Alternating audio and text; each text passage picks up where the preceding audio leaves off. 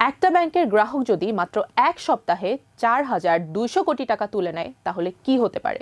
শুনতে সিনেমার গল্প মনে হলেও ঠিক এমন ঘটনাই ঘটেছে দেশের অন্যতম বড় ব্যাংক ইসলামী ব্যাংকে। আর পরিস্থিতি এমন পর্যায়ে পৌঁছে গেছে যে শেষ পর্যন্ত বাংলাদেশ ব্যাংককে পুরো পরিচালনা পর্ষদই ভেঙে দিতে হয়েছে। বিষয়টা একটু খুলে বলি।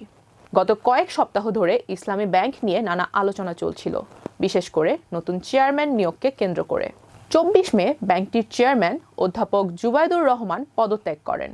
এরপর নতুন চেয়ারম্যান হিসেবে আনা হয় বাংলাদেশ ব্যাংকের সাবেক ডেপুটি গভর্নর খুরশিদ আলমকে। কিন্তু এখান থেকেই শুরু হয় ঝামেলা। ব্যাংকের কর্মকর্তা কর্মচারীদের একটা বড় অংশ, অনেক শেয়ার হোল্ডার এবং গ্রাহক এই সিদ্ধান্ত মেনে নিতে পারেননি। ফলে শুরু হয় প্রতিবাদ, সমালোচনা, আন্দোলন। এখন একটা বিষয় মনে রাখতে হবে, ব্যাংকিং সেক্টরে অনেক সময় টাকার সংকটের চেয়ে বড় সমস্যা হলো আস্থার সংকট।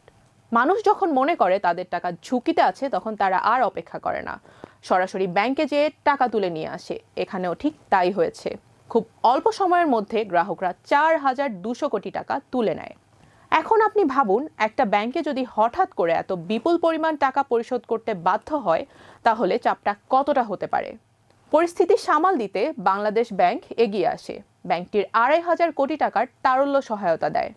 অর্থাৎ অতিরিক্ত টাকা দিয়ে বলা হয়, ঠিক আছে, গ্রাহকরা টাকা তুলতে আসলে আপনারা পরিশোধ করুন।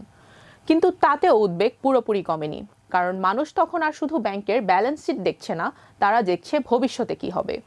আর সম্ভবত এই কারণেই বাংলাদেশ ব্যাংক আরও বড় সিদ্ধান্ত নেয়। রোববার হঠাৎ করেই ভেঙে দেওয়া হয় ইসলামী ব্যাংকের পুরো পরিচালনা পর্ষদ এবং প্রশাসক হিসেবে দায়িত্ব দেওয়া হয় বাংলাদেশ ব্যাংকের নির্বাহী পরিচালক জহির হোসেনকে।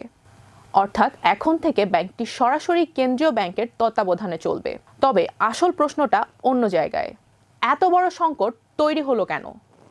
বাংলাদেশ ব্যাংকের তথ্য অনুযায়ী দীর্ঘদিনের নানা অনিয়ম এবং দুর্বল ঋণ ব্যবস্থাপনার কারণে ব্যাংকটির খেলাপি ঋণের পরিমাণ এখন প্রায় 96,000 কোটি টাকা। সংখ্যাটা এত বড় যে শুনলে বিশ্বাস করাও কঠিন। আর এখানেই মূল চ্যালেঞ্জ। কারণ ব্যাংকের জন্য সবচেয়ে গুরুত্বপূর্ণ জিনিস টাকা নয়, ভবন নয়, এমনকি প্রযুক্তিও নয়। সবচেয়ে গুরুত্বপূর্ণ জিনিস হলো মানুষের বিশ্বাস।